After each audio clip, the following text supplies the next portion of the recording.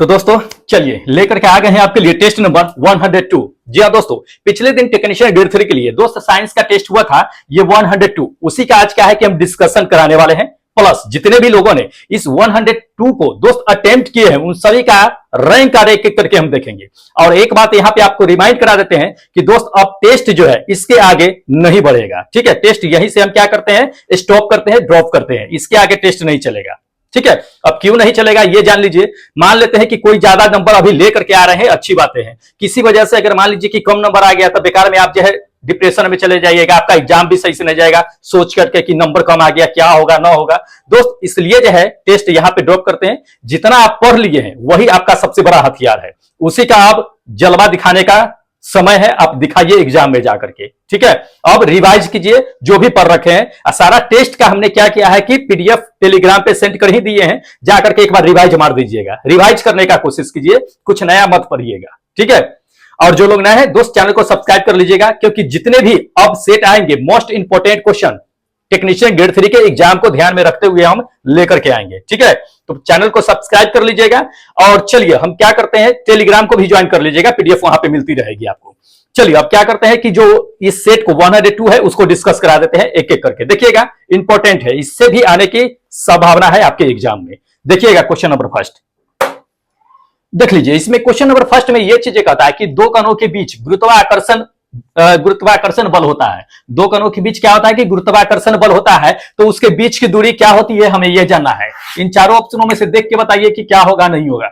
बहुतों लोगों ने सही मारा है और कुछ लोग हैं जो गलती कर दिए हैं, हड़बड़ी में गलती कर दिए हैं, वो अलग चीजें हैं, लेकिन गलती किए हैं। ठीक है, सही किसने मारा है नाम तो नहीं बता सकते हैं, लेकिन चलिए आपको बताते हैं कि सही क्या है। देखिए आपको बताते हैं दोस्त, ये थर्ड नंबर आपका आंसर क्या होगा कि बिल्कुल सही होगा कि वर्ग के व्युत्क्रमानुपाती होती है। क्या होती है, वर्ग के व्युत्क्रमानुपाती। दो कण है उसके बीच अगर बल लग रहा है तो उसके बीच की दूरी जो होगी वह वर्ग के व्युत्क्रमानुपाती होगी। ठीक है, और जान लीजिए जैसे कि मान लेते हैं आपको कि ये दो क्या है कि आपका जो है पिंड है M1 और M2 है, तो इस पे दोनों बीच की दूरी R है, इन दोनों के बीच जो है फोर्स क्या लग रहा है कि F लग रहा है। तो F लगेगा तो F जो होगा वो समानुपाती किसके होगा, दोनों पिंड के गुणनफल के समानुपाती होती है, मतलब F समानुपाती M1 into M2 होती है। ठीक है, अब बीच के दूरी के वर्ग के व्युत्क्रमानुपाती होती है, तो F बराबर जो F समानुपाती जो होगा क्या होगा 1/r² होगा। ठीक है, तो वर्ग के व्युत्क्रमानुपाती मतलब उल्टा होता है, तो इसको ध्यान में रखिएगा। इससे भी क्वेश्चन पूछे जाते हैं। फॉर्मूला इससे जो ड्राइव होता है F बराबर capital G M1 into M2 by r²। समानुपाती का साइन जब हटाते हैं तो वही जो है सार्वत्रिक गुरुत्वाकर्षण नियतांक क्या करते हैं कि हम जोड़ देते हैं। ये जो कैपिटल G का मान होता है 6.67 into 10⁻11 न्यूटन मीटर स्क्वायर प्रति kg स्क्वायर होता है। याद रखिएगा क्योंकि काफी इंपोर्टेंट क्वेश्चन है, पूछे जा सकते हैं। जितने शिफ्ट चलेंगे उस शिफ्ट में से ये क्वेश्चन तो आना श्योर है। इस पे नॉमेरिकल आ जाए या यही जो है सवाल आ जाए, चाहे इससे रिलेटेड सवाल है, लेकिन आएगा जरूर इससे। ठीक है, तो इसको ध्यान में रखिएगा, इंपॉर्टेंट क्वेश्चन है। चलिए अगला क्वेश्चन आपको दिखा देते हैं टेस्ट का। देख लीजिए अगला नंबर ये कह रहा है, दूसरा नंबर क्वेश्चन कि फुट किस पद्धति की लंबाई का जो है दोस्त मात्रक है। तो दोस्त हम लोग अच्छी तरह से जानते हैं कि फुट किसका होता है, फुट जो होता है एफपीएस सिस्टम में होता है। किसका, एफपीएस सिस्टम में। ये फर्स्ट नंबर आपका आंसर क्या होगा कि बिल्कुल करेक्ट होगा, एफपीएस सिस्टम।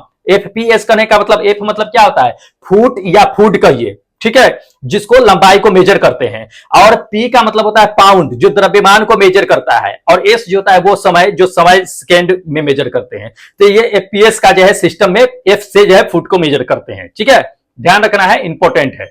चलिए अगला क्वेश्चन आपको दिखा देते हैं।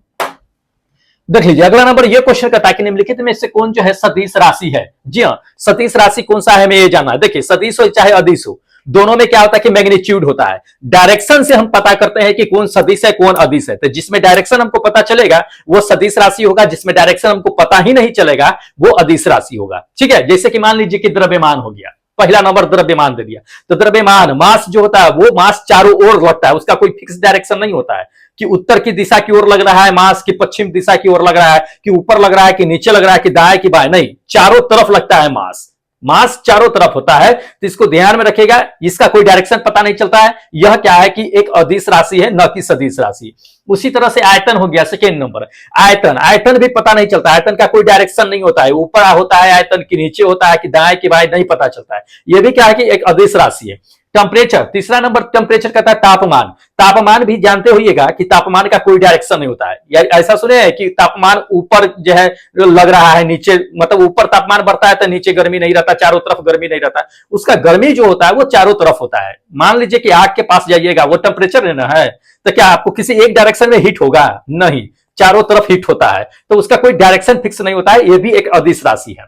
ये चौथा देख लीजिए कि विस्थापन।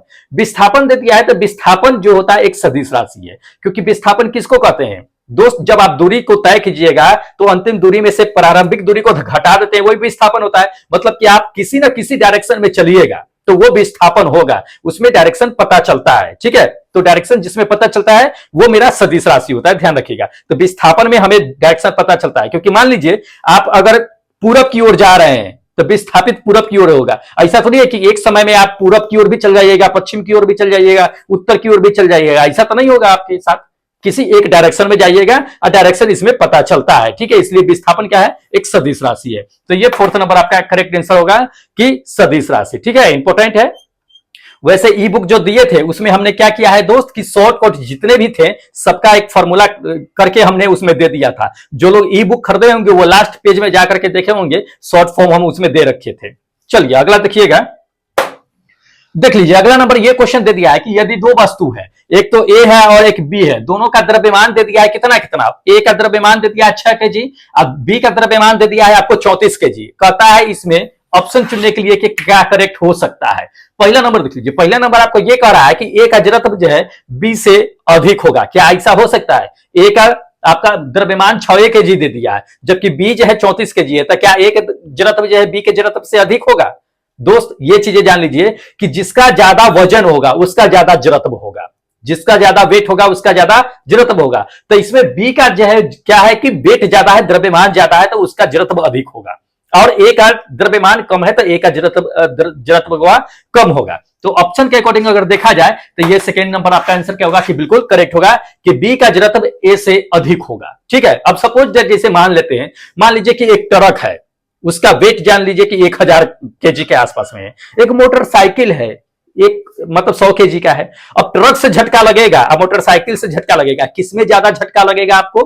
ट्रक वाले में, क्योंकि उसका वेट ज्यादा है, उससे झटका लगेगा तो बचिएगा नहीं। लेकिन मोटरसाइकिल से 2-4 बार झटका दे देगा ना तो यो बच जाइएगा। ठीक है, तो जिसका वेट ज्यादा अधिक होगा उसका जड़त्व भी ज्यादा होगा, जिसका वेट कम होगा उसका जड़त्व कम होगा। तो इसको ध्यान में रखिएगा, इंपॉर्टेंट है।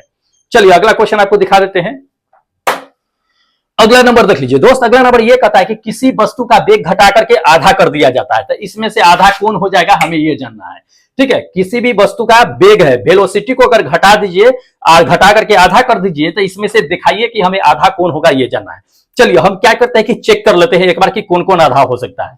पहला नंबर देख लीजिए संवेग। संवेग का क्या होता है कि एम इंटू पी बराबर जो है एम इंटू ए होता है, एम इंटू भी होता है। ठीक है, क्योंकि संवेग को पी से डिनोटेड करते हैं तो पी बराबर एम इंटू भी होता है। वेग को आधा कीजिएगा तो पी बराबर एम भी बाई 2 हो जाएगा, तो 1/2 को पहले ले आइए तो क्या हो जाएगा? पी बराबर जो है एम हाफ एम इंटू भी हो गया। एम इंटू भी किसका है? तो संवेग का ही है, पी का है, पी का रख दीजिए तो हाफ इंटू पी हो गया, मतलब कि ये आधा हो जाएगा, ये आधा हो जाएगा। अब चलिए कि दूसरा नंबर चेक कर लेते हैं बल का, बल होगा कि नहीं। तो एफ बराबर जो होता है क्या होता है कि एम इंटू ए होता है। क्या होता है? एम इंटू ए। ए में तो वेलोसिटी है नहीं है, लेकिन चलिए है इसमें वेलोसिटी, आपको नहीं दिख रहा है लेकिन हमको दिख रहा है कि वेलोसिटी है। क्या है कि त्वरण किसको कहते हैं? वेग परिवर्तन की दर को त्वरण कहते हैं। तब ये जो है एफ बराबर एम इंटू ए के जगह पे क्या कहेंगे? वी बाई टी रखेंगे, क्योंकि वी बाई टी वेग परिवर्तन की दर ही आपका त्वरण कहलाता है। अब भी को आधा कर दीजिए तो क्या हो जाएगा? पी यहाँ एफ बराबर जो हो जाएगा क्या? M into V by 2t हो जाएगा। हाफ को आधा पहले ले आइए तो क्या हो जाएगा? इधर हो जाएगा पी बराबर जो है half M into V by T हो जाएगा। अब वी बाई टी के जगह पर फिर ए रख दीजिए, क्योंकि ए का फॉर्मूला होता है। तो क्या हो जाएगा? एफ बराबर हाफ, एफ बराबर हाफ और एम इंटू ए हो जाएगा। यानी कि ये भी क्या होगा कि दोस्त आधा हो जाएगा। मतलब अगर किसी वेलोसिटी को अगर आधा कर देते हैं आप तो संवेग भी आधा हो जाएगा, बल भी आधा हो जाएगा। अकॉर्डिंग टू क्वेश्चन ये थर्ड नंबर आपका आंसर बिल्कुल करेक्ट होगा कि दोनों हो जाएगा। ठीक है, तो इंपॉर्टेंट है, ध्यान में रखिएगा। चलिए अगला नंबर देख लीजिए। अगला नंबर ये क्वेश्चन कहता है कि ब्रह्मांड की कुल ऊर्जा प्लस जो है मात्रा कहता है कि नियत होती है, वो क्या कहलाता है। देखिए कोई भी चीज की एनर्जी अगर नियत रहती है, कांस्टेंट रहती है, तो वह क्या है कि ऊर्जा संरक्षण के सिद्धांत पे काम करती है। किसके? ऊर्जा संरक्षण के सिद्धांत पे। ये आपका फर्स्ट नंबर आंसर क्या होगा कि बिल्कुल करेक्ट होगा कि ऊर्जा संरक्षण के सिद्धांत पे। देखिए ब्रह्मांड में क्या है ना कि ऊर्जा जो है क्या है कि एक लिमिट मात्रा में है और स्थिर है। वहां न तो ऊर्जा का निर्माण हो रहा है, न तो विनाश हो रहा है। क्या हो रहा है? एक स्थिर है, वह संरक्षित है। और ऊर्जा संरक्षण के सिद्धांत में भी यही कहा गया है कि ऊर्जा को न तो निर्माण कर सकते हैं, न तो विनाश कर सकते हैं, बल्कि एक रूप से दूसरे रूप में कन्वर्ट कर सकते हैं। ठीक है, तो इसको ध्यान रखिएगा। किस पे, किस सिद्धांत, वह क्या कहलाता है? ब्रह्मांड की कुल ऊर्जा और उसकी मात्रा अगर स्थित हो तो ऊर्जा संरक्षण का नियम कहलाता है। ये आपका फर्स्ट नंबर आंसर क्या होगा? बिल्कुल करेक्ट होगा। ठीक है, इंपॉर्टेंट है, ध्यान में रखना है। चलिए अगला नंबर देख लीजिए। अगला नंबर यह कहता है कि मानव के दो महत्वपूर्ण भाग कौन सा है जो चुंबकीय क्षेत्र जो है उत्पन्न अनिवार्य होता है। ठीक है, तो इन दो चारों ऑप्शनों में से देख करके बताइए कि मनुष्य के अंदर जो है, शरीर के अंदर वो दो कौन से ऑर्गन्स है जो मैग्नेटिक फील्ड जो है उत्पन्न करना अनिवार्य होता है। आपको बताते हैं दोस्त, ये थर्ड नंबर आपका आंसर क्या होगा कि बिल्कुल करेक्ट होगा। क्या? हृदय और मस्तिष्क। हृदय और मस्तिष्क दो जो होते हैं वो मैग्नेटिक फील्ड उत्पन्न करते हैं। ठीक है, क्योंकि ध्यान रखिए मस्तिष्क जो अपना होता है पूरा न्यूरॉन्स से बने होते हैं और हृदय भी मांसपेशियों से बने होते हैं। तो ये मांसपेशी जब हलचल करती है या न्यूरॉन्स हलचल करती है तो मैग्नेटिक फील्ड जो है उत्पन्न होती है। जैसे कि एमआरआई जो स्कैन होता है, जैसे सिटी स्कैन की तरह ही होता है एमआरआई स्कैन, हमने आपको जो है बता दिया है। उसके अंदर मनुष्य जाता है तो क्या होता है? मैग्नेटिक फील्ड ही होता है जो पूरे शरीर के ऑर्गन्स को क्या करता है कि तस्वीरें लेती है। तो अपने शरीर के अंदर भी क्या होता है कि मैग्नेटिक फील्ड उत्पन्न होती है, जिसकी वजह से मदद करता है पूरे शरीर की इमेज को लेने में एमआरआई स्कैन के तहत। ठीक है, तो इसको ध्यान में रखिएगा, इंपॉर्टेंट क्वेश्चन है। चलिए हाँ देख लीजिए अगला नंबर ये क्वेश्चन। दोस्त अगला नंबर ये चीजें कह रहा है कि दूध से क्रीम जो है निकालने में कौन सा बल लगता है, हमें यह जानना है। तो हम लोग अच्छी तरह से जानते हैं कि दूध से क्रीम निकालने में कौन सा बल लगता है दोस्त? अपकेंद्र बल, मतलब कि सेंट्रीफ्यूगल बल, सेंट्रीफ्यूगल फोर्स। ठीक है, तो इसको ध्यान में रखना है। ये आपका थर्ड नंबर आंसर क्या होगा कि बिल्कुल करेक्ट होगा कि सेंट्रीफ्यूगल फोर्स लगता है, मतलब अपकेंद्र बल लगता है। अपकेंद्र बल के बारे में थोड़ा सा जान लीजिए ये चीजें कि अपकेंद्र बल जो होता है वो अंदर से बाहर की ओर लगता है। अब बाहर से अंदर की ओर लगने वाला बल जो होता है वो अभिकेंद्र बल होता है, सेंट्रीपिटल फोर्स होता है। ठीक है, तो इसको ध्यान में रखिएगा। सेंट्रीपिटल फोर्स अलग होता है, सेंट्रीफ्यूगल फोर्स अलग होता है। सेंट्रीपिटल फोर्स के तहत ही क्या होता है ना कि आपका सेंट्रीफ्यूगल फोर्स के तहत कि ये चीजें जो है दूध से जो है मक्खन निकाल लिया जाता है। अब ये चीजें जान लीजिए, कभी कभी ये क्वेश्चन दे देता है कि दूध से जो मक्खन हम लोग अलग कर लेते हैं वह प्रक्रिया क्या कहलाता है। नोट कर लीजिएगा ये चीजें कि डिमोल्डिफिकेशन कहलाता है। क्या कहलाता है? डिमोल्डिफिकेशन कहलाता है। इसको ध्यान में रखिएगा। ठीक है, इंपॉर्टेंट है, पूछे जा सकते हैं आपसे। चलिए अगला क्वेश्चन आपको दिखा देते हैं, देखिएगा।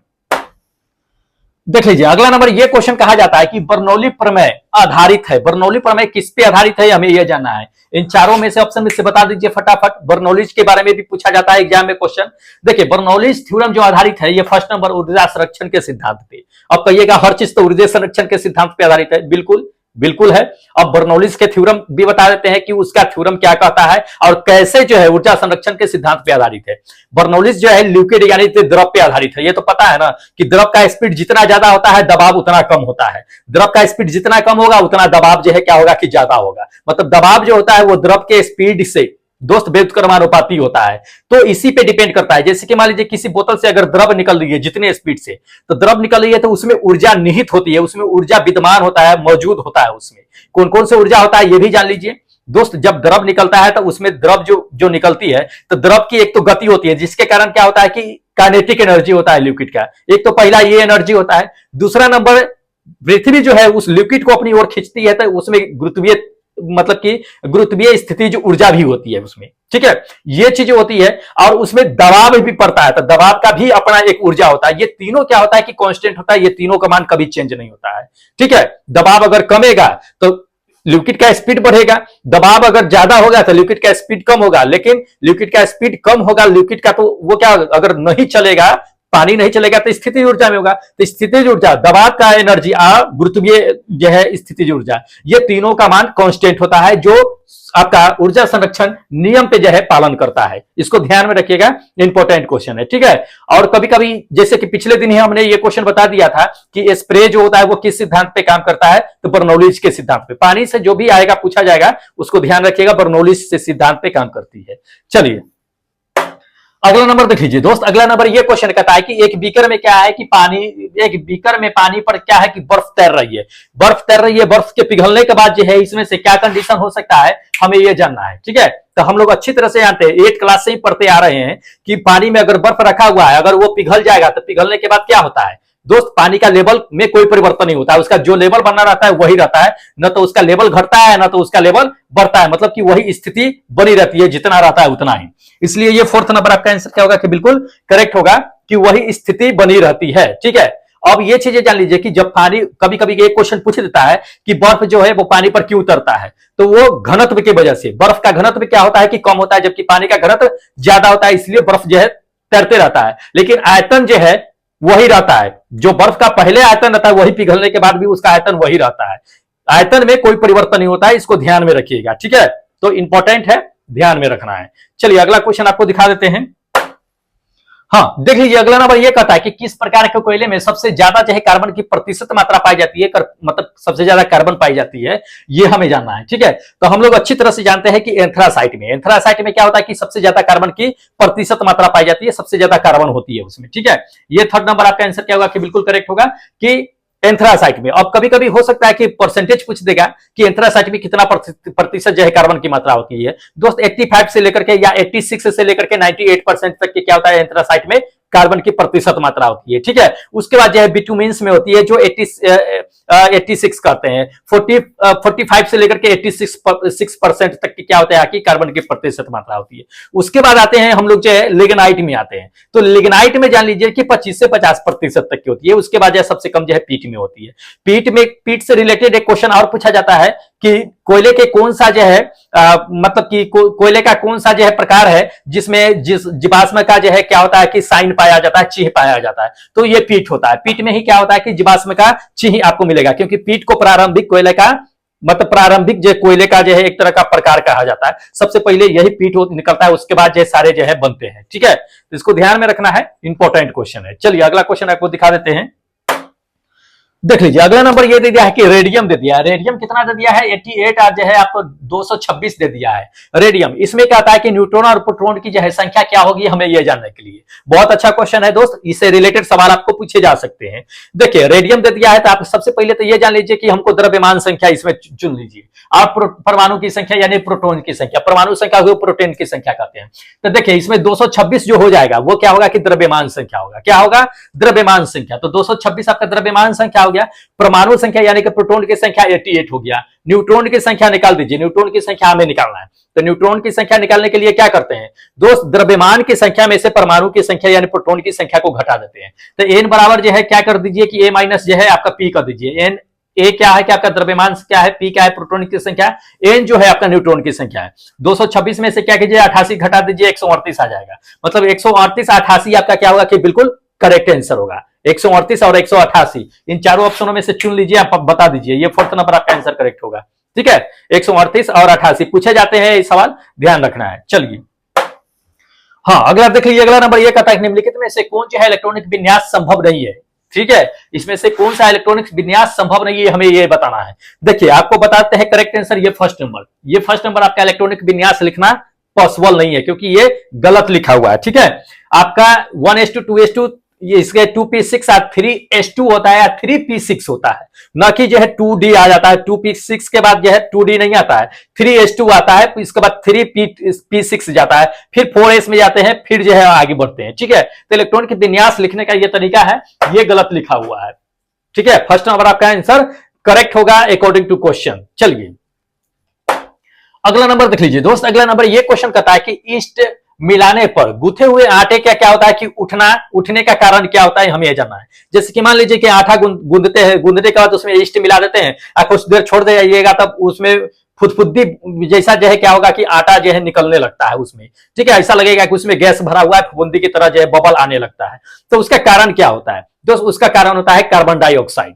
क्या होता है उसका? कार्बन डाइऑक्साइड होता है, ध्यान रखिएगा। ये थर्ड नंबर आपका आंसर क्या होगा कि बिल्कुल करेक्ट होगा, कार्बन डाइऑक्साइड। अब समझिए कि कार्बन डाइऑक्साइड होगा कैसे। देखिए जैसे ही आटा होता है जिस समय गूंथते हैं उस समय जब ईस्ट मिला देते हैं, तो ईस्ट जब मिलाते हैं तो ईस्ट क्या करता है कि आटे में जो शर्करा और कार्बोहाइड्रेट्स रहता है उसको क्या करता है कि खा जाता है। खाने के बाद वो क्या निर्माण करता है, कार्बन डाइऑक्साइड। तो आटा के अंदर कार्बन डाइऑक्साइड रहता है। कार्बन डाइऑक्साइड क्या करता है कि ऊपर आना चाहता है। वैसे ही क्या होता है कि जैसे ऊपर आना चाहता है वैसे ही क्या होता है कि बबल्स का निर्माण होना शुरू हो जाता है कार्बन डाइऑक्साइड की वजह से। ठीक है, तो इसको ध्यान में रखिएगा, ये आपका करेक्ट आंसर है। और ईस्ट को कहां कहां मिलाते हैं, जितने लगभग जो है पकवान बनते हैं, जलेबी जो है, समोसे, चाहे जो भी खास्ता चीज बनाई जाती है, स्पंजी चीज, वो सब में क्या होता है कि ईस्ट का उपयोग किया जाता है। ठीक है, ब्रेड हो गया उसमें भी, केक हो गया उसमें भी इस्तेमाल करते हैं, तो ध्यान रखना है। चलिए अगला नंबर देख लीजिए। अगला नंबर ये कहता है कि वायुयानों के टायरों में कहता है कि निम्नलिखित में से किस गैस का उपयोग किया जाता है, हमें ये जानना है। ठीक है, तो इसमें से सब लोग अच्छी तरह से जानते हैं कि वायुयान में जो है नाइट्रोजन गैस का यूज करते हैं। किसका, नाइट्रोजन गैस का। ये थर्ड नंबर आपका आंसर क्या होगा कि बिल्कुल करेक्ट होगा कि नाइट्रोजन गैस का इस्तेमाल करते हैं। क्यों करते हैं थोड़ा सा ये जान लीजिए, आपको ये चीजें कई बार बता चुके हैं कि नाइट्रोजन गैस का हवाई जहाज के टायरों में क्यों इस्तेमाल करते हैं। दोस्त हवाई जहाज, ये नाइट्रोजन क्या होता है, नाइट्रोजन क्या होता है कि एक तरह का निष्क्रिय गैस होता है, अक्रिय गैस होता है, अभिक्रिया नहीं करता है, ऐसा माना जाता है। ठीक है, तो अक्रिय गैस होता है, ये क्या करता है ये जान लीजिए कि जब हवाई जहाज लैंडिंग करता है या टेकअप करता है तो धरती के साथ क्या करता है, उसका चक्का जो है फ्रिक्शन करता है, तो उसमें आग लगने की डर होती है। तो ये आग लगने से क्या करता है कि गैस जो है बचाता है। ये अग्नि मतलब कि अग्निरोधक होता है, एक तरह से कहिए, आग लगने नहीं देता है। ठीक है, दूसरा कारण ये चीजें है, जान लीजिए ये चीजें कि जैसे कि हवाई जहाज ऊपर जाता है, ऊपर टेकअप करके जो है हवाई जहाज ऊपर जाता है तो वायुमंडल की कई परतों को पार करते हुए समताप मंडल में उड़ता है। कभी कभी क्वेश्चन ये पूछा जा सकता है कि वायुमंडल किस मंडल में उड़ता है, तो समताप मंडल में उड़ता है, जान लीजिए ये चीजें। ठीक है, तो समताप मंडल में परतों को, वायुमंडल के परत को, क्षुभमंडल को पार करके समताप मंडल में जाता है। तो उसमें क्या होता है ना कि जैसे ही आप ऊपर जाइएगा वायुमंडलीय दाब क्या होगा, घटना धीरे धीरे शुरू हो जाता है। तो दबाव क्या होता है, घटना शुरू होता है, तो दबाव घटता बढ़ता रहता है उसमें। तो उसमें जब दबाव घटता है तो टायर के अंदर क्या होता है कि टेम्परेचर जो होता है अप डाउन होते रहता है, तो टायर का ब्लास्ट होने का चांसेस जो है बहुत ज्यादा होता है।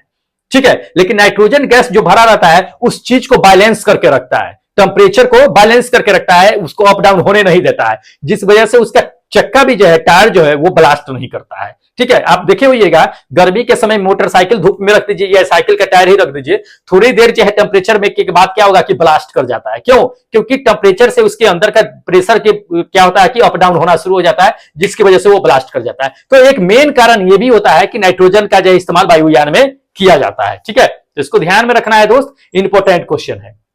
चलिए अगला नंबर देख लीजिए। अगला नंबर ये कहता है कि कृत्रिम हीरा के नाम से जाना जाता है। तो इन चारों ऑप्शनों में से बताना है कि आर्टिफिशियल डायमंड किसे कहा जाता है, हमें ये जानना है दोस्त। सिलिकॉन कार्बाइड को, किसे, सिलिकॉन कार्बाइड को। ये थर्ड नंबर आपका आंसर क्या होगा कि बिल्कुल करेक्ट होगा। सिलिकॉन कार्बाइड को दोस्त आर्टिफिशियल डायमंड कहा जाता है। इसका खोज जो है सबसे पहले 1891 ईस्वी में ही अमेरिका के एक वैज्ञानिक थे, एडवर्ड जी एच करके थे, वही 1891 ईस्वी में क्या किए थे कि सिलिकॉन कार्बाइड का खोज किए थे। ठीक है, तो ध्यान रखिएगा ये सिर्फ आर्टिफिशियल है, इसको ओरिजिनल नहीं माना गया है, ऐसे भी आर्टिफिशियल ही है। चलिए देख लीजिए अगला नंबर देख लीजिए। ये कहता है कि किस धातु, कहता है किस धातु से बनाए गए मिश्र धातु का कहता है कि हवाई जहाज तथा रेल के डिब्बे के पार्ट पुर्जे जो है बनाए जाते हैं, हमें यह जानना है। तो किस धातु के मिश्र धातु से बनाए जाते हैं, तो एल्युमिनियम के। अच्छी तरह से हम लोग जानते हैं, ये सेकंड नंबर आपका आंसर क्या होगा कि बिल्कुल करेक्ट होगा, एल्युमिनियम के मिश्र धातु से। अब कौन से मिश्र धातु से बनाते हैं, तो एल्युमिनियम से ही बनी हुई एक ड्यूराल्यूमिनियम होता है, ड्यूराल्यूमिनियम होता है, उसी के मिश्र धातु से क्या होते हैं कि हवाई जहाज के चदरे या जितने भी पार्ट्स पुर्जे होते हैं हवाई जहाज के, वो या आपके ट्रेन के कहिए कि बॉडी पार्ट्स, या जितने भी वाहन होते हैं उसके बॉडी पार्ट्स जो है ड्यूराल्यूमिनियम के बने होते हैं। अब ड्यूराल्यूमिनियम के ही क्यों बनाए जाते हैं ये थोड़ा समझ लीजिए, क्योंकि दोस्त ये जान लीजिए कि वो काफी हल्का होता है। दूसरी नंबर बात ये जान लीजिए कि वो क्या होता है कि आपका हल्का तो होता है, ये दूसरा जंग रोधी होता है, मतलब कि जंग नहीं लगता है, और काफी स्ट्रांग होता है, इसलिए उसका इस्तेमाल जो है हवाई जहाज और ट्रेन के साथ साथ अन्य जितने भी वाहन होते हैं उसके पार्ट्स पुर्जे बॉडी वुडी जो है बनाए जाते हैं। ठीक है, इसको ध्यान रखिएगा, एल्युमिनियम के ही मिश्र धातु का इस्तेमाल किया जाता है। चलिए अगला नंबर देख लीजिए। अगला नंबर ये कहता है कि सोते वक्त कहता है कि आरबीसी कितने प्रतिशत जो है कम हो जाता है, ये जानना है। जी हाँ, अब जब आप दौड़ते हैं उस समय आरबीसी जो है क्या होता है कि आपका ज्यादा एक्टिव होता है, और जैसे हम ऊपर जाते हैं वैसे आरबीसी के क्या होता है कि आरबीसी के जो अणु होते हैं उसमें बढ़ोतरी हो जाता है। ठीक है, और जब हम सोने जाते हैं तो ये चीजें जान लीजिए कि उसमें कितने प्रतिशत तक आरबीसी कम हो जाता है, ये जानना है। उसमें दोस्त जान लीजिए ये चीजें कि 5% तक के जितने भी ब्लड है उतने उसका 5% हीमोग्लोबिन मतलब कि जितने भी आपके शरीर में आरबीसी दौड़ रहा है उसका 5% क्या होता है कि कम हो जाता है। ठीक है, सीधी सी बात जान लीजिए। ये आपका क्या होगा कि फोर्थ नंबर आंसर करेक्ट होगा कि 5% कम हो जाता है। अब जान लीजिए आरबीसी से थोड़ा सा क्वेश्चन, क्योंकि हो सकता है कि आरबीसी से रिलेटेड पूछा जा सकता है। तो पहला नंबर तो ये जान लीजिए कि सोते वक्त 5% आरबीसी कम हो जाता है। दूसरी चीज जान लीजिए कि आरबीसी कहां से बनता है, तो अस्थि मज्जा में जाकर के बनता है। आरबीसी जो होता है अस्थि मज्जा से बनता है। ठीक है, तीसरे नंबर ये जान लीजिए कि आरबीसी जो होता है उसका जीवन काल कितना होता है, उसका जीवन काल 120 दिन होता है। चौथी बात है ये जान लीजिए कि एक साधारण जो सिंपल जो मनुष्य स्वस्थ मनुष्य होता है उसके शरीर में आरबीसी कितनी होती है दोस्त, 5 से 5.5 लीटर आरबीसी होते हैं। ठीक है, खून जो होते हैं सो, तो इसको ध्यान रखिएगा। अब महिला में जो खून होता है वो कितना होता है, 4 से 4.5 से 5 लीटर तक के होते हैं। तो इसको ध्यान में रखिएगा, इंपॉर्टेंट है, ये सब रिलेटेड पूछे जा सकते हैं। चलिए हाँ, अगला नंबर देखिए, कहता है कि लीची का खाने योग्य भाग हमको बताना है कि कौन सा भाग है जो लीची का हम खाते हैं। देखिए लीची का क्या होता है ना कि उसका छिलका हटा देते हैं, ऊपर का जो मांसल भाग होते हैं उसी को खाते हैं, फिर बीज को फेंक देते हैं। तो जो मांसल भाग होता है उसी को एरियल कहते हैं। क्या कहते हैं, एरियल, मतलब कि एरियल वाला भाग हम खाते हैं। ठीक है, तो ये आपका क्या होगा कि सेकेंड नंबर आंसर क्या होगा कि बिल्कुल करेक्ट होगा, एरियल वाला भाग कहते हैं। लीची कौन से शहर में सबसे ज्यादा होता है, कौन सा शहर है जो लीची के लिए ज्यादा फेमस है दोस्त, मुजफ्फरपुर। बिहार के मुजफ्फरपुर जो है लीची के लिए काफी फेमस है, वहीं से लीची जो है सारे जगह जो है डिस्ट्रीब्यूट होते हैं। ठीक है, ध्यान रखना है। चलिए अगला नंबर देख लीजिए, हम जीएस पढ़ाते पढ़ाते जीके भी पढ़ाने लगते हैं, बताइए।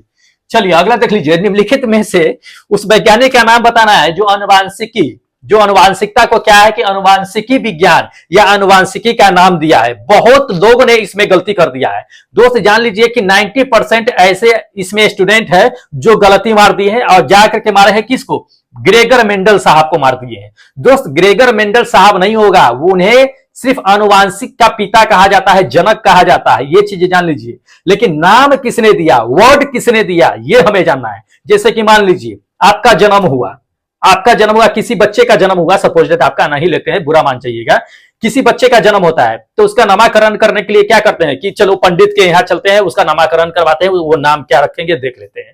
तो पंडित क्या करता है कि उसका नाम सिर्फ रखता है, लेकिन जन्म तो किसी और ने दिया ना, तो जन्म उसी तरह से जो है मेंडल साहब ने दिया। लेकिन ये जो अनुवांशिकी है उसका नाम किसने रखा, उसका नामकरण किसने किया, उसका वर्ड किसने रखा अनुवांशिकी का वर्ड, ये हमें जानना है। और ये जो होगा डब्ल्यू वेटसन साहब होंगे। कौन, डब्ल्यू वेटसन साहब। ये आपका थर्ड नंबर आंसर करेक्ट होगा, जान लीजिए, याद रखिएगा, ये चीजें कभी भूलिएगा नहीं।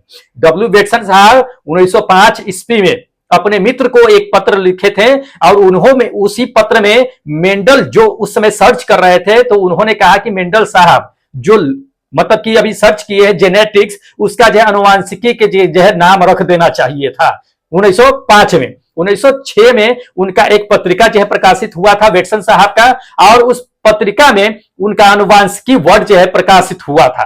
ठीक है, लेकिन खोज जो है जेनेटिक्स का खोज जिसे अनुवांशिकी का पिता कहते हैं वो ग्रेगर मेंडल साहब ही हैं। तो ध्यान रखना है, ये चीजें, नामकरण अलग होता है, जन्म देने वाला अलग होता है, इंपॉर्टेंट है, ध्यान में रखना है।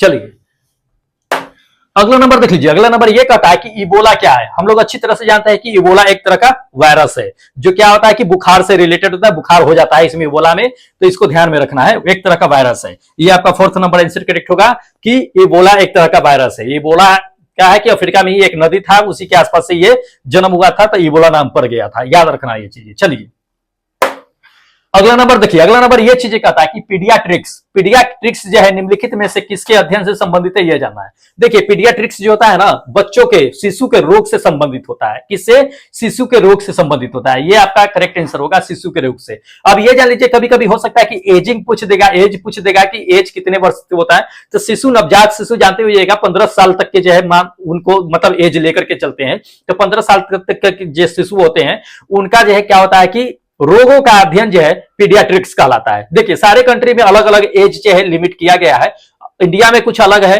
आप अमेरिका में जाइएगा कुछ अलग है, आप कहीं और दूसरी जगह चाइना में चल जाइए कहीं अलग है, ब्रिटेन में चल जाइए अलग है, हर जगह अपना अलग अलग जो है एज फैक्टर डाला हुआ है।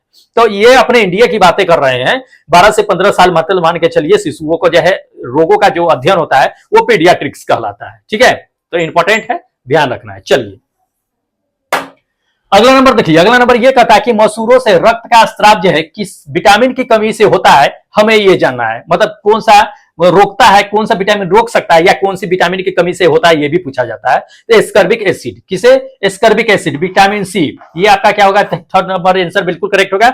जब आपके मसूरों में क्या होता है, शरीर में विटामिन सी होता है, तो मसूरों से क्या होता है कि खून आने लगता है, तो इसके लिए विटामिन सी बढ़ाइए, वो क्या करेगा कि रोकता है। ठीक है, तो इंपॉर्टेंट है, ध्यान में रखना है। चलिए अगला नंबर देख लीजिए, हरगोविंद खुराना को कहता है कि किस आविष्कार के लिए सम्मानित किया गया था। हम लोग अच्छी तरह से जानते हैं कि हरगोविंद खुराना साहब जो क्या थे कि दोस्त, वो जीन का संश्लेषण किए थे। क्या किए थे? जीन का संश्लेषण, उसी के लिए उन्होंने जो है सम्मानित किया गया था।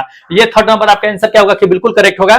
जीन का यानी कि डीएनए का क्या किए थे कि संश्लेषित किए थे, उसमें जो प्रोटीन होता है जीन में, उसी का संश्लेषित किए थे। इसी के लिए इन्हें जो है 1968 ईस्वी में इनको जो है नोबेल पुरस्कार से सम्मानित किया गया था। कभी कभी ये क्वेश्चन पूछ देता है आपको कि हरगोविंद खुराना के साथ किन दो वैज्ञानिकों को जो है नोबेल पुरस्कार से सम्मानित किया गया था। जब हरगोविंद खुराना को नोबेल पुरस्कार दिया गया था, उस समय दो और ऐसे वैज्ञानिक थे जिनको नोबेल पुरस्कार दिया गया था 1968 ईस्वी में। कौन थे? एक तो मार्शल डब्ल्यू जो है निरनबर्ग था, निरनबर्ग। ठीक है, एक तो ये थे। दूसरा ये चीजें थे, रॉबर्ट डब्ल्यू होली करके थे। तो ये चीजें याद रखिएगा, याद करने के लिए बता देते हैं कि एक तो बर्गर याद रखिएगा, एक तो होली याद रखिएगा। अपना होली फेस्टिवल होता है सो, एक बर्गर खाते हैं सो। ये दो व्यक्ति ऐसे थे जो आपका हरगोविंद खुराना के साथ जो है उनको जो है क्या दिया गया था? नोबेल पुरस्कार दिया गया था। तो ये चीजें याद रखिएगा, इंपॉर्टेंट है। चलिए अगला दिखा देते हैं क्वेश्चन। अगला नंबर देख लीजिए, अगला नंबर ये कहता है कि बच्चों का लिंग जो है निर्धारण होता है किसके गुणसूत्र से होता है, हमें यह जानना है। अच्छी तरह से जानते हैं कि पिता के गुणसूत्र से होता है। किससे? पिता के। ये आपका क्या होगा कि फर्स्ट नंबर आंसर बिल्कुल करेक्ट होगा कि पिता के गुणसूत्र से क्या होता है ना कि बच्चों का लिंग निर्धारण होता है। तभी तो बच्चे जब गुम हो जाते हैं तो उसका डीएनए टेस्ट करके उसके पिता का पता लगाया जाता है कि उसका पिता कौन है। ठीक है, मम्मी का पता नहीं लगाया जाता है। चलिए अगला नंबर देख लीजिए, अगला नंबर यह कहता है कि शून्य समूह में रखे गए तत्व को किस नाम से जानते हैं, हमें यह जानना है। देखिए शून्य समूह में जितने भी तत्व रखे जाते हैं उसको निष्क्रिय तत्व के नाम से जानते हैं। कौन से तत्व? निष्क्रिय तत्व को तत्व के नाम से जानते हैं। ये आपका क्या होगा कि थर्ड नंबर आंसर करेक्ट होगा। वैसे जान लीजिए कि शून्य समूह जो रखे जाते हैं उसको उत्कृष्ट गैस या जो है अक्रिय गैस कहा जाता है, और उसका रासायनिक जो है नाम जो है निष्क्रिय तत्व होता है। रासायनिक रूप कहिए कि निष्क्रिय तत्व होता है। जैसे कि मान लीजिए कि कौन कौन आ जाता है, हीलियम हो गया, नियोन हो गया, आर्गन हो गया, क्रिप्टन हो गया, जिनोन हो गया, रेडियन हो गया। ये सभी क्या है दोस्त? ये सभी जो है अक्रिय गैस है, निष्क्रिय तत्व है। ठीक है, तो इसको ध्यान में रखना है, ये सभी को शून्य समूह में रखा गया है। चलिए अगला नंबर देख लीजिए, अगला नंबर यह कहता है कि कार्बन डाइऑक्साइड के विसरण की गति जो है हवा की गति की अपेक्षा क्या होती है कि कम होती है। तो क्यों कम होती है, हमें यह जानना है। देखिए कार्बन मतलब कम फैलता है, कार्बन डाइऑक्साइड कम फैलता है, जितना ज्यादा हवा फैलता है उतना नहीं फैलता है। इसका कारण क्या है? इसका कारण ये चीजें है कि हवा का डेंसिटी जो है, आप जान लीजिए कि कार्बन डाइऑक्साइड की डेंसिटी से कम है, इसलिए वो ज्यादा फैलता है, हवा ज्यादा फैलता है। लेकिन कार्बन डाइऑक्साइड कम फैलता है, इसका डेंसिटी क्या है कि ज्यादा है, इसलिए यह नीचे रहता है, यह ज्यादा फैलता नहीं है। तो ये भारी कहिए, एक तरह से कार्बन डाइऑक्साइड भारी है। डेंसिटी मतलब क्या होता है? जैसे कि बर्फ पानी पे तैरता है तो पानी आखिर भारी है तभी तो नीचे रहता है, और बर्फ हल्का है तब तो तैरता है। तो डेंसिटी की वजह से पानी का डेंसिटी ज्यादा है इसलिए नीचे रहता है, बर्फ का डेंसिटी कम है इसलिए ऊपर रहता है। उसी तरह से कार्बन डाइऑक्साइड का डेंसिटी क्या है कि ज्यादा है इसलिए नीचे रहता है, वो ज्यादा फैलता नहीं, विस्तृत नहीं होता है। जबकि हवा का डेंसिटी कम है इसलिए वो चारों ओर ज्यादा फैलता है। तो इसको ध्यान रखिएगा, इंपॉर्टेंट है। ये आपका क्या होगा? ये थर्ड नंबर आंसर बिल्कुल करेक्ट होगा। ठीक है, ध्यान रखना है, इंपॉर्टेंट है दोस्त। चलिए अगला क्वेश्चन आपको दिखा देते हैं।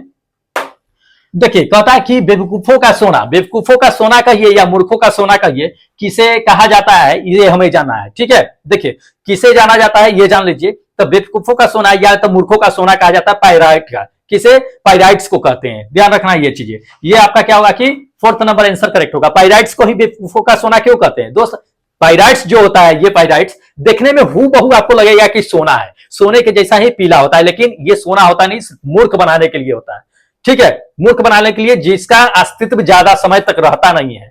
ठीक है, जैसे कि मान लीजिए कि कोई भी आदमी है किसी दूसरे के नाम से जो है चल रहा है तो वो ज्यादा दिन थोड़ी चलेगा, नहीं चलेगा, वो मूर्ख लोगों को बना रहा है। तो उसी तरह से क्या होता है कि पायराइट्स जो होता है वो हूबहू सोना की तरह दिखता है, लेकिन सोना की तरह टिकाऊ, चमकीला और कॉस्टली नहीं होता है। ठीक है, अब ये पीला होता है तो इसमें क्या होता है कि गंधक की मात्रा यानी कि सल्फर की मात्रा सबसे ज्यादा होता है, तो इसलिए इसका इस्तेमाल जो है सल्फ्यूरिक एसिड बनाने में किया जाता है। ठीक है, तो इसको ध्यान में रखना है दोस्त, इंपॉर्टेंट है। चलिए अगला क्वेश्चन दिखा देते हैं। देखिए अगला नंबर ये चीजें कहता है कि आयतन के अनुपात में कहता है हाइड्रोजन और ऑक्सीजन का अनुपात आपको बताना है, आयतन के अकॉर्डिंग। ये ध्यान रखिएगा। कभी कभी भार के अनुसार पूछ देता है, द्रव्यमान के अकॉर्डिंग पूछ देता है, कभी कभी आपका जो है ये चीजें आयतन के अनुसार। तो आयतन के अनुसार कहते हैं तो जल का सूत्र क्या होता है, H2O होता है। तो इसमें हाइड्रोजन कितना है, 2 है, ऑक्सीजन कितना है, 1 है, तो 2:1 इसका करेक्ट आंसर होगा आयतन के अकॉर्डिंग अगर अनुपात पूछा जाए तो ध्यान रखना है। ये आपका थर्ड नंबर आंसर क्या होगा कि बिल्कुल करेक्ट होगा। यही भार के अकॉर्डिंग अगर पूछता तो हम लोग जो है परमाणु भार में जाते। हाइड्रोजन का परमाणु भार 1 होता है, 2 से गुना कर देते 2 हो गया। ऑक्सीजन का परमाणु भार 16 होता है, 1 ही है तो 16 रहता है। 2:16 अनुपात निकालिएगा तो 1:8, तब उसमें 1:8 में चल जाएगा, तब भार के अनुसार निकालेंगे तब 1:8 में जाएगा। इसको ध्यान रखिएगा, तब फोर्थ नंबर आंसर होता रहा। लेकिन इसमें आयतन के अकॉर्डिंग कहा है, आयतन के अकॉर्डिंग हम लोग चलेंगे। चलिए अगला क्वेश्चन दिखा देते हैं। देख लीजिए अगला नंबर ये क्वेश्चन कहता है कि वायु में ऑक्सीजन की प्रतिशत मात्रा कितनी होती है। ऑक्सीजन की प्रतिशत मात्रा हमें यह जानना है। देखिए वायु में ऑक्सीजन की जो प्रतिशत मात्रा है वो 21% है। कितना है, 21% है। बहुतों ने 0.3% मार दिया है। अरे 0.3% ऑक्सीजन का नहीं होता है भाई, कार्बन डाइऑक्साइड का होता है। अब 0.03% होता है, ठीक है, कार्बन डाइऑक्साइड का।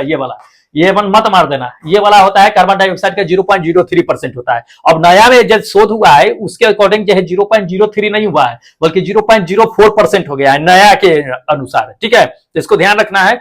लेकिन अभी जो है बता रहे हैं वो ऑक्सीजन का जो है आपका 21% है, ध्यान रखना है। सबसे ज्यादा वायुमंडल में कौन सा गैस पाया जाता है, नाइट्रोजन पाया जाता है। लगभग कितना पाया जाता है, तो नाइट्रोजन जो है 78% पाया जाता है, ठीक है।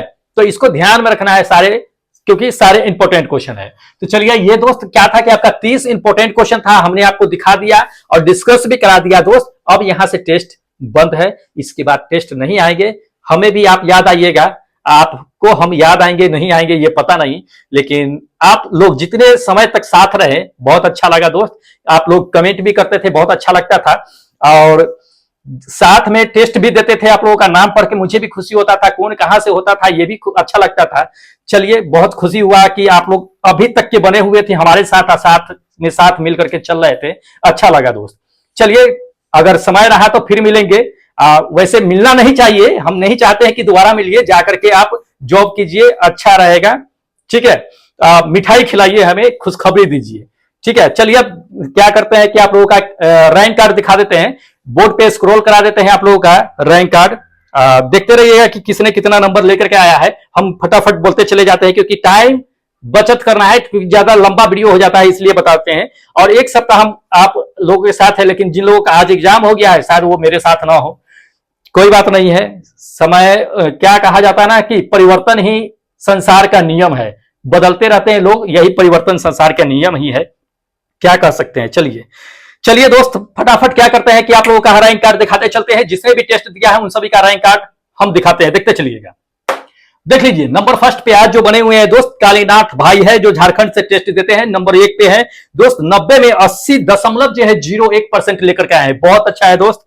चलिए दूसरे नंबर पे बताते थे राज मुन्ना यादव जी भी है जो उतना ही नंबर लेकर के सेम लेकर के आए हैं सेकेंड नंबर पे।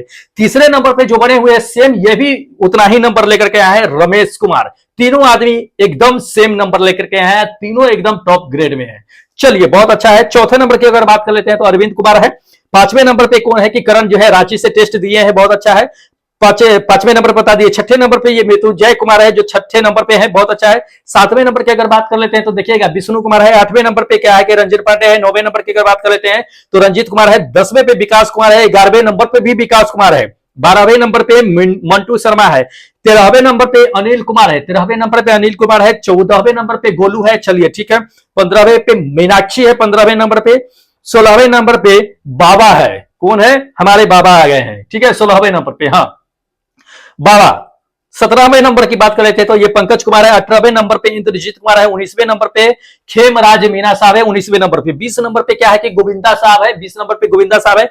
21 नंबर पे अंकज कुमार है। 22 नंबर पे विक्रम यादव है। 23 नंबर पे खेमराज मीना है, दो बार पता नहीं कैसे आ जाते हैं। 24 नंबर पे ये शिवम है। 25वें नंबर की अगर बात कर लेते हैं 25 नंबर पे तो ये राहुल मुंजे है।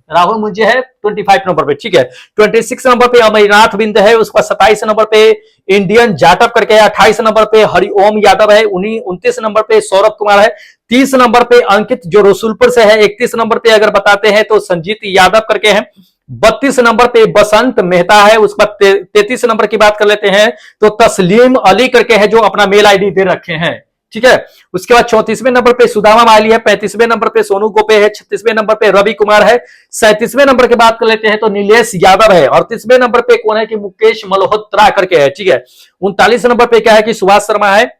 उसके बाद 40 नंबर पे अनिल है, 41 नंबर पे के सिंह जो जौनपुर से टेस्ट दिए हैं, 42 नंबर पे कौन है कि सुबोध कुमार है। उसके बाद 43 नंबर की अगर बात कर लेते हैं तो जितेंद्र कुमार है, जितेंद्र कुमार 43 नंबर पे है। 44 नंबर की अगर बात कर लेते हैं तो अमन है, 45 नंबर पे प्रवीण टुड्डू करके है, 46 नंबर पे देवेंद्र कुमार है, 47 नंबर पे नंदन कुमार है, 48 नंबर पे विराट है, विक्रम विराट यादव है। चलिए उसके बाद 49 नंबर की अगर बात कर लेते हैं तो ये प्रकाश यादव है, हाँ प्रकाश यादव है। उसके बाद 50 नंबर पे क्या है कि अमित कुमार है, 51 नंबर पे नितेश ये कुमार है, 52 नंबर पे सत्येंद्रा है, 53 नंबर पे अमित सिंह है, 54 नंबर पे विकास मीना है। 55 नंबर की अगर बात कर लेते हैं तो देखिएगा भूषण कुमार है। 56 नंबर पे क्या है कि एमडी मोफिस करके है, ठीक है। तो 56 नंबर पे 57 नंबर पे सचिन कुमार है, 58 नंबर पे पी कुमार जो धनबाद से टेस्ट दिए है, रांची में पड़ता है।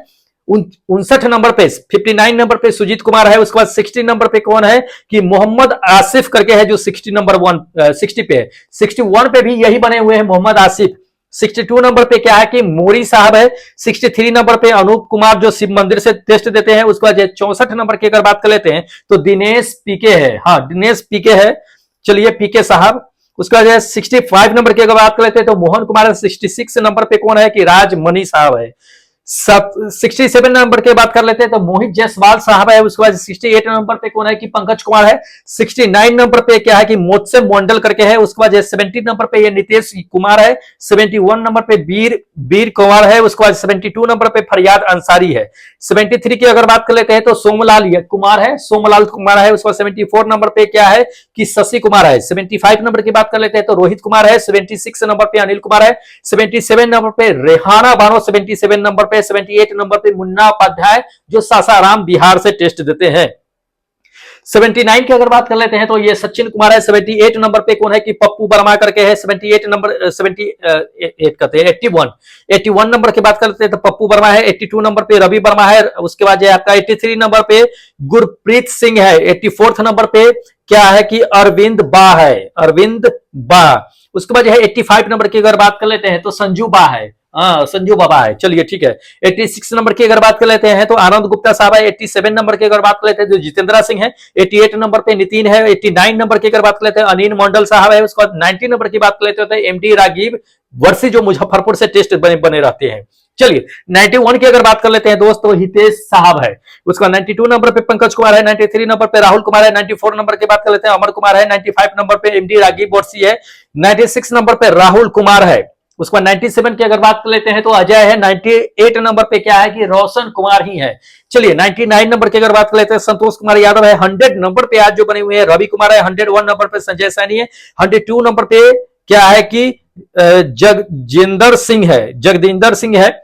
उसके बाद 103 नंबर की बात कर लेते हैं तो 103 पर देखिएगा कौन है, रणवीर कुमार है जो 103 पर। 104 नंबर पे शुभम यादव है। 105 नंबर की डीएस मीना जो कोटा से टेस्ट देते थे। उसके बाद 106 नंबर पे चिन्नी करके है। 107 नंबर पे दुर्गेश मौर्य है। 108 नंबर पे निमित कुमार है। 109 नंबर की अगर बात कर लेते हैं तो कमलेश कुमार है। 110 नंबर पे कौन है कि करण कुमार है। 111 नंबर पे अनेक यादव है। 112 नंबर पे मवेंद्र यादव करके। 113 नंबर पे चंदन कुमार है। 114 नंबर के पे कौन है कि मेघराज सिंह है। 115 नंबर पे कौन है कि आशीष कुमार है। 116 नंबर पे क्या है कि राम अवतार है। 117 नंबर पे राहुल कुमार है। 119 नंबर पे आमिर खान है। उसके बाद 120 नंबर की अगर बात कर लेते हैं तो रवि ठाकर साहब है। 200 लोगों ने टेस्ट दिया है। चलिए 121 नंबर की अगर बात कर लेते हैं तो रवि ठाकर ही है। 122 नंबर पे देवेश कुमार है। 123 नंबर पे लक्ष्मण कुमार है। 124 नंबर पे अंजलि है। उसके बाद 125 नंबर की बात कर लेते हैं तो राम साहेब ओझा है। 126 नंबर की अगर बात कर लेते हैं तो संयोग वर्मा है। 127 नंबर पे प्रदीप कुमार है। 128 नंबर पे संदीप कुमार है। 129 नंबर पे पता है पुष्पा राज है। चलिए 130 नंबर की अगर बात कर लेते हैं तो यूरोप आसिफ करके है जो 130 नंबर पे है। उसके बाद 131 पे भी वही बने हुए हैं पुष्पा राज। चलिए जलवा है पुष्पा राज का भाई। 132 नंबर की बात कर लेते हैं तो ओमकार पटेल साहब है। उसके बाद 133 नंबर की अगर बात कर लेते हैं तो भीम सिंह है। कौन है? भीम सिंह ही है। चलिए 34 पे क्या है? 134 पे जो है ईशांत झा है। उसके बाद 135 नंबर की बात कर लेते हैं तो अजय कुमार है। 136 पे अंकित राव जो जौनपुर से टेस्ट देते हैं। 137 पे रविंद्र सरदार है।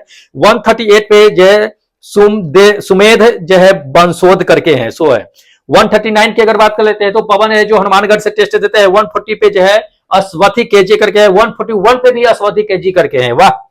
142 पे क्या है? मोहुल यादव है। 143 पे क्या है कि नारायणा है जो नालंदा से टेस्ट देते हैं। 144 की बात कर लेते हैं तो गोविंद राज है। 145 की बात कर लेते हैं तो परवेज आलम है। 146 पे अरुण है। 146 पे क्या है कि अर्नेश मरांडी है। 148 नंबर पे क्या है आपका कि सूरज मंडल है। 149 की बात कर ले शुभेंद्रा है। 150 पे क्या है कि विपुल कुमार है। 151 की बात कर लेते हैं तो विपुल कुमार विपुल कुमार ही है 151 पे। 150 पे क्या है कि नवीन कुमार है। उसके बाद 153 नंबर पे पूर्णिमा सिंह है। 154 नंबर पे तेज बहादुर है। 155 की बात कर लेते हैं तो ऋतिक थगवार करके। 156 पे रोमेन खान है। 157 नंबर पे अपने विनय साहब जो यूपी से टेस्ट देते हैं। उसके बाद 158 पे क्या है कि प्रधान सैनी। 159 पे अनिरुद्ध कुमार है। 160 पे अतुल्य है। 161 पे क्या है कि जितेंद्र सिंह है। 162 नंबर पे गीतेश कुमार करके है। 163 की बात कर लेते हैं तो जावेद मुल्ला साहब है। उसके बाद जावेद मुल्ला साहब रहे, हाँ चलिए ठीक है। 163 पे 164 की बात कर लेते हैं तो ये सुमित कुमार है। 165 की अगर बात कर लेते हैं तो रामदयाल है। 166 पे सुहास है। 167 पे क्या है कि रंजय सिंह है। 168 पे क्या है कि विक्रम लिख है। 169 की अगर बात कर लेते हैं तो अप्पू है। 170 की बात कर लेते हैं तो गौरव जो एसबीएल से टेस्ट देते हैं। 171 क्या है कि आपका कि रमन कुमार है। 172 पे महेंद्र सिंह है। 173 पे रंजीत यादव है। 174 पे क्या है कि सुजय असोई करके है। 175 पे देखिएगा कश्यप कुमार करके है। 176 पे देख लीजिएगा कि संजय गंजो दे दिया है, ठीक है। 177 की बात कर लेते हैं तो ये सुमन किस्पोटा करके हैं। 178 पे धनंजय कुमार है। 179 की अगर बात कर लेते हैं तो ये विजय कांत चंद्रा करके हैं। उसके बाद 180 पे क्या है कि डब्लू सिंह है जो 180 पे है। 181 की अगर बात कर लेते हैं तो गौरव कुमार है। 182 नंबर पे योगेश तवारे है। 183 पे क्या है कि नीरू लाल टुड्डू है। उसके बाद 184 पे प्रमोद कुमार है। 185 पे विकास कुमार है। 186 पे असबनी कुमार है। 187 की अगर बात कर लेते हैं तो देखिएगा अर्जुन जो है महावर करके है, हाँ अर्जुन महावर करके ही है। 188 पे जो है जावेद अपने आलम है। 189 की अगर बात कर लेते हैं तो ये बुद्धू है। वेंकटा है। उसके बाद 190 की बात कर लेते हैं 190 के तो 190 पे जो है परवीन है। उसके बाद 191 नंबर पे बात कर लेते हैं तो ये दीपक कुमार पांडे है। 192 नंबर पे रमेश कुमार है। उसके बाद 193 नंबर की बात कर लेते हैं तो ये नीतीश कुमार है। 194 नंबर पे अपना क्या है कि गौतम कुमार है। दोस्त 194 लोगों ने क्या किया है कि टेस्ट में भाग लिए हैं। सभी का हमने आपको बता दिया है कि नाम कि किसने कितना नंबर लेकर के आया है। अगर किसी का नाम इसमें नहीं आया होगा तो दोस्त पर्सनल मैसेज कीजिएगा। आपको क्या करेंगे कि हम बता देंगे कि कितना रैंक है कितना नहीं है। किसी वजह से हो सकता है कि मिस्टेक से छूट गया हो तो कोई बात नहीं है, आप हमको बताइएगा, मैसेज कीजिएगा, हम आपको बता देंगे कि कितना नंबर आप लेकर के आए हैं कितना नहीं। चलिए आज ही भर तक के टेस्ट था, सबको अलविदा कहते हैं और सबको बेस्ट ऑफ लक कहते हैं। दोस्त अच्छे से आइए एग्जाम दे करके, आप फिर दोबारा ना मिलिए हमसे, फिर दोबारा बिल्कुल मत मिलिए, जाकर के जॉब लीजिए और अपने फ्यूचर को संभालिए और हमें इजाजत दीजिए, क्योंकि अब हम किससे कहेंगे कि फिर मिलेंगे अगले सेट में, अगले वीडियो में मिलेंगे, एक सप्ताह तक मिलेंगे एक नए एक्सपेक्टेड सेट के साथ। तब तक जय हिंद दोस्तों।